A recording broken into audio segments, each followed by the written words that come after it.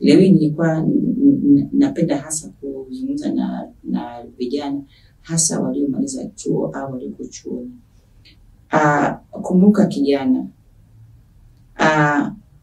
usitembee na joho lako mtaani. Hapana. Elimu manake nini? Elimu inakuja kupata maana pale ambapo unaweza ukaibadilisha kuja kuwa kwenye maisha ya kawaida. Kwa hiyo ni jambo jema sana ukitumia elimu yako kwenye real life, kwenye maisha ya kawaida. Shuka chini, angalia jamii, angalia ipo katika jamii inataka nini. Basi tumia elimu yako uende katika jamii kutatua changamoto za kijamii. Wiki iliyopita tulizungumza kuwa jamii ina changamoto mbalimbali. Na wewe kama msomi una wajibu wa kutatua changamoto katika jamii. Changamoto ziko za aina tofauti. Sasa badilisha, transform ile elimu yako ije ifai jamii. Hapo utapata pesa.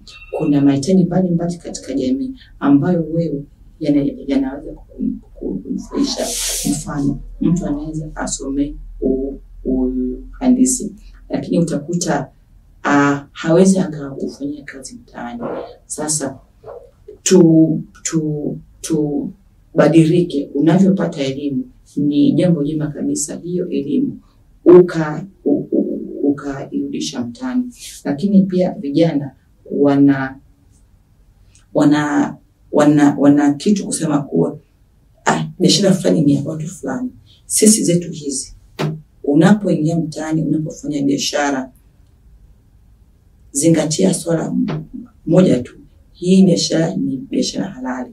Kumbuka, biashara ni hatua moja na hatua nyingine. Hatimaye utafika sehemu ambayo utafanya ile biashara ambayo unaipenda.